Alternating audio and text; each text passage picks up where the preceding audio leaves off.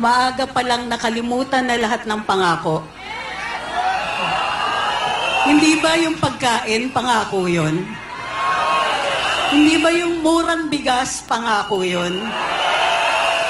Hindi ba sinabi aayusin, kuryente, tubig, internet? Di ba pinangako lahat yon? Nasa na yung pangako? Yung dating biktima, nambibiktima na ngayon.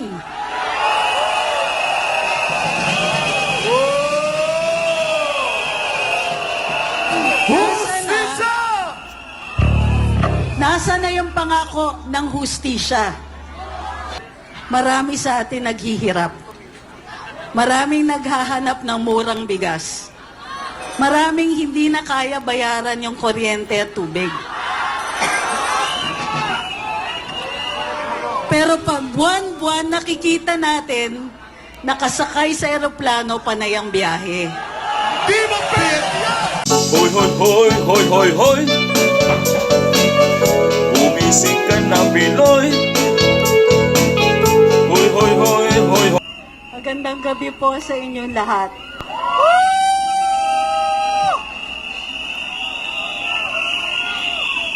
Ako po si Trixie Cruz Angeles, dating kalihim ng press. Yes! Nandito ako para makibaka sa inyo. Oh!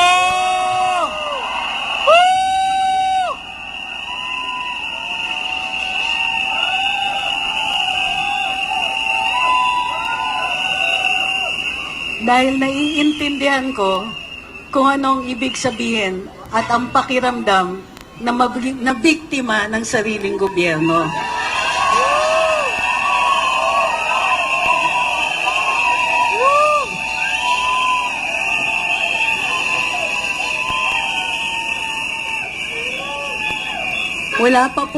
Hindi pa po nakakadalawang buwan, tinanggal po ako sa trabaho.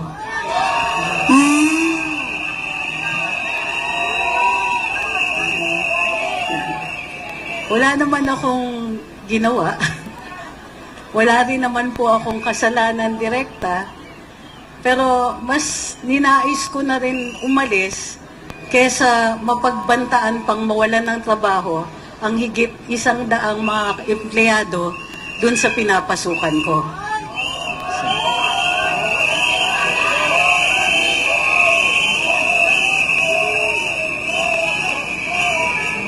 Para mamili ng pinuno.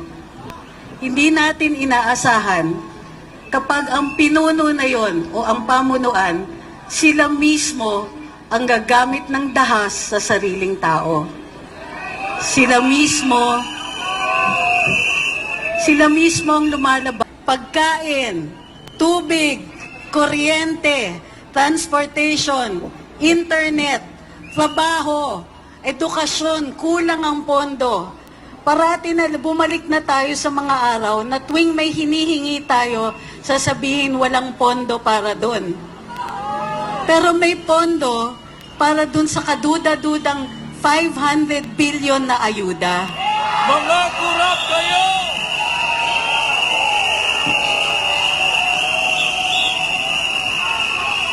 At tila may pondo para sa charter change. Problema, mahal ang pagkain. Nagmahal ang tubig. Nagmahal ang kuryente. Ang mahal ng transportation cost. Ang reseta nila sa atin, charter change at term extension. Bagong Pilipinas, mahal ang bigas! Bagong Pilipinas, mahal ang bigas! Bagong Pilipinas, mahal ang bigas! Bagong Pilipinas, mahal ang bigas! Bagong Pilipinas, mahal ang bigas! Bagong Pilipinas, mahal ang bigas! Bagong Pilipinas, mahal ang bigas! Pinoproblema natin mga basic, mga kailangan natin para lang mabuhay. Ang pinoproblema ng pamunuan, yung mga taong nagka-criticize sa kanila. Ang pinoproblema nila, paano sila tatagal sa pwesto? Ang pinoproblema nila, paano pa makakuha ng mas maraming pera? Hirap na po ang taong bayan.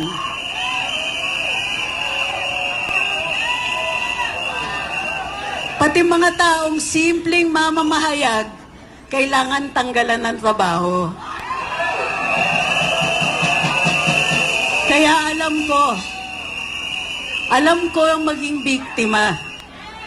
Alam ko, yung tao na nagtatrabaho lang kayo ng maayos, ginagawa lang yung dapat ninyong ginagawa at dati nang ginagawa, pero dahil takot ang pamunuan sa inyo, kailangan tanggalan kayo ng trabaho at tanggalan ng boses. Justisya! Justisya! Justisya! Justisya! Justisya! Justisya! Justisya! Justisya! Justisya! Pinagagalak ko po, makita ko yon lahat ngayon. Hindi lang dahil buhay na buhay ang demokrasya, pero dahil panahon na kung tinatanggalan tayo ng boses, titindigan natin ang ating karapatan. Laban kasama ang bayan! Laban kasama ang bayan! Laban kasama ang bayan! Laban kasama ang bayan! Laban kasama ang bayan! Laban kasama ang bayan! Laban kasama ang bayan! Laban kasama ang bayan! Wala pang 2 taon ng administrasyon. Maaga pa lang nakalimutan na lahat ng pangako. Hindi ba yung pagkain, pangako yun? Hindi ba yung murang bigas, pangako yun?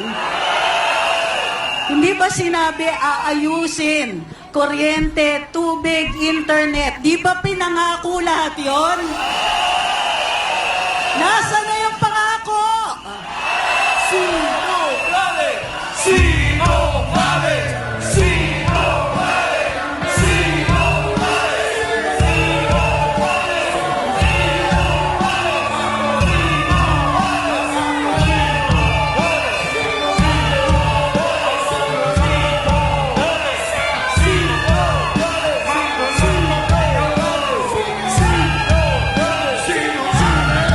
Pangulo natin, at ito naaalala ko, sabi ng Pangulo natin, nakakaintindi siya sa mga taong naging biktima ng kawalan ng hustisya. Yung dating biktima, nambibiktima na ngayon.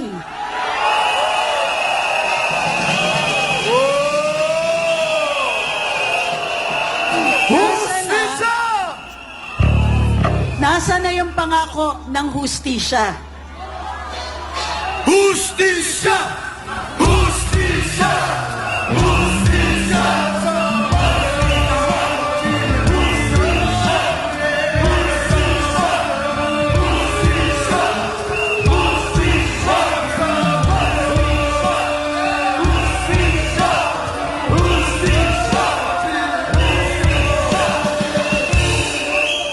Sana konti man lang compassion, konti man lang simpatiya. Marami sa atin naghihirap. Maraming naghahanap ng murang bigas. Maraming hindi na kaya bayaran yung kuryente at tubig. Pero pag buwan-buwan nakikita natin, nakasakay sa eroplano panay ang biyahe. Hindi mo pera yan! Hindi mo pera yan! Hindi mo pera yan!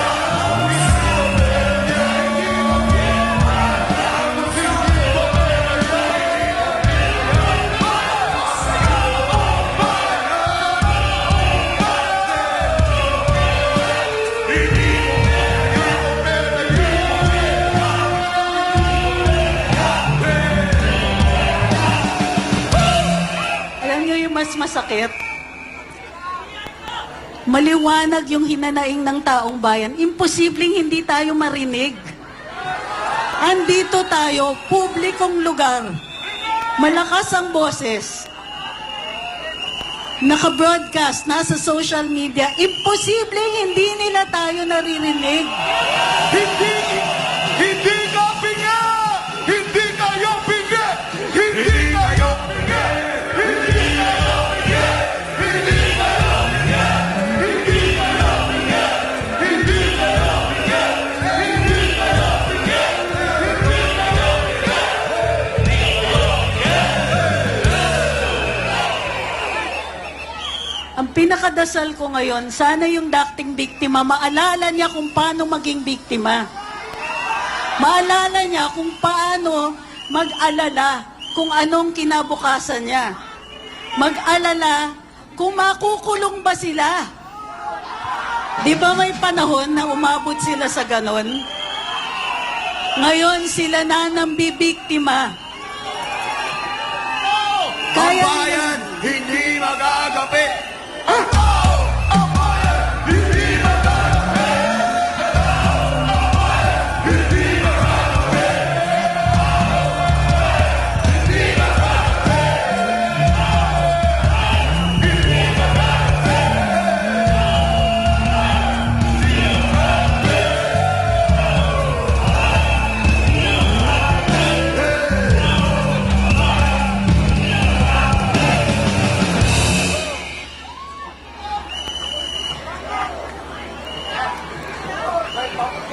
Nung eleksyon, naalala ninyo, panay ang salita tungkol sa demokrasya,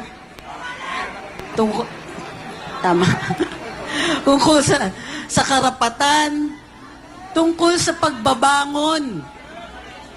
Sana hindi tayo kinakalimutan, sila lang yung bumangon eh. Wala utang na loob! Wala utang na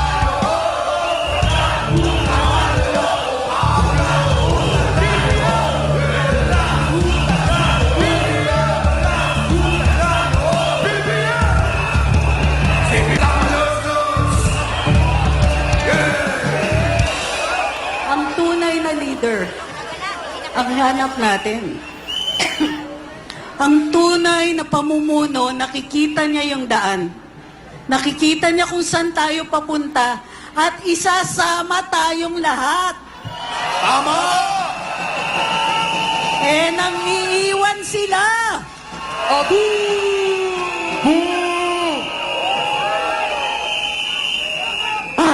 Ngayon ang panahon, ngayon po yung panahon na lahat tayo magsama-sama, makiisa. Kaya kinagagalak ko po na nakikita kayo ngayon. May kasama pala ako. Laban! Kasama ang bayan! Laban! Kasama ang bayan!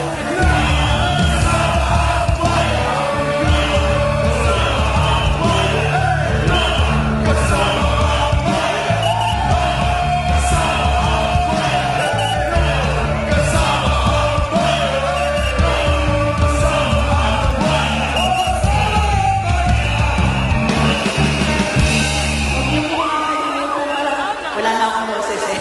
Maraming salamat. Ano to? Pero bago ang lahat,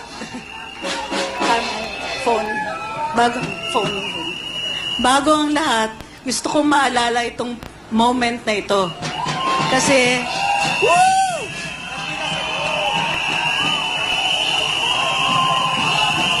Laban! Kasama ang bayan! Laban! Kasama ang bayan! Laban! Kasama ang